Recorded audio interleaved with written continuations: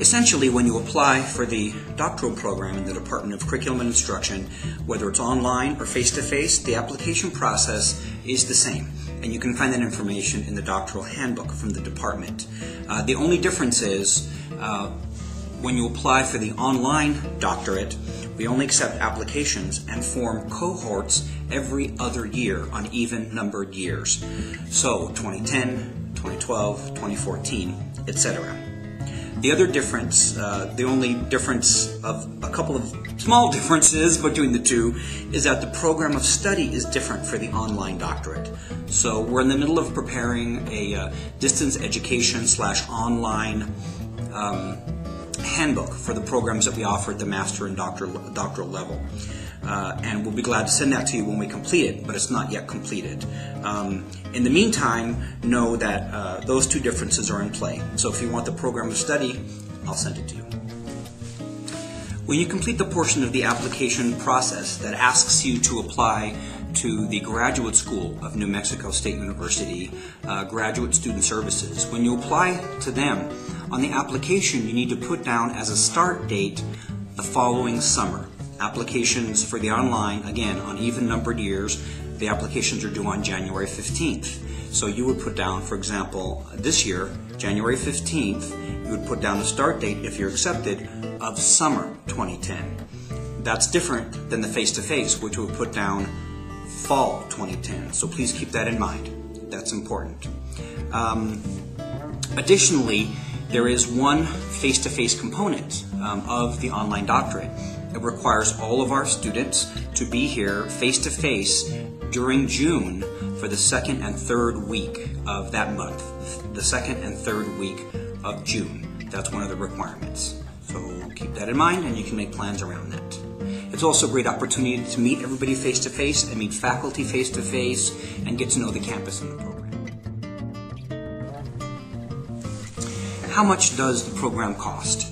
Well, to look up specific fees, which can vary semester to semester, although NMSU is consistently known as one of the best buys in the country in terms of price and quality that you get for that price in terms of education. Everybody wants to be able to pay in-state tuition. Out-of-state tuition is more expensive, and most of you are going to be out-of-state, although a lot of students in the program are in New Mexico. However, you get to pay in-state tuition because you'll be taking 6 hours or less per semester. Well, not less. You'll be taking 2 classes per semester, 2 in summer, 2 in fall, and 2 in spring. That's 6 hours. If you're not going full-time, which is considered 9, which you won't be, you get to pay in-state tuition. So that's helpful for the pocketbook. Additionally, unfortunately, in terms of other financial support, people will often get a graduate assistantship that are in our doctoral program that have experience teaching.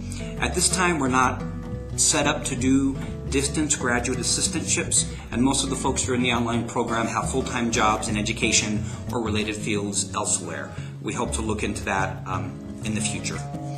What's the difference between an EDD versus a PhD? The EDD program, or the EDD, is a Doctor of Education. The PhD is a Doctor of Philosophy. If you want to get the PhD versus the EDD in our program, either face-to-face or with the online program, the only requirement is a language requirement. You have to demonstrate linguistic fluency in a language other than English. Now, if English is your second language, and obviously you speak that and write and read that well enough to apply to this program, then you're fluent in your primary language. All you'd have to do is demonstrate your fluency in your primary language, if it's other than English, to our Department of Languages and Linguistics in one form or another. But there's another way as well. If you don't want to take the language route, you can take 2 classes, 6 hours of advanced doctoral level educational learning technology classes. 2 classes, 6 hours. If you complete that, or can have some other equivalent that can be worked out, then you have satisfied the PhD requirement.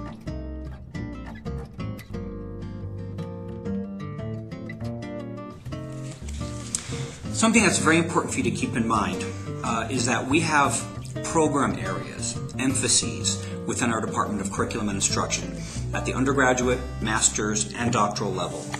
Those program areas are bilingual education and TESOL, critical multicultural education, educational learning technologies, early childhood education, and literacy, language, and culture. Those are our 5 program areas. But the doctorate that you'll get as part of this program is a generalist C&I doctorate. And that's for the following reason. We have your courses programmed out every semester, which 2 courses you'll be taking as a group.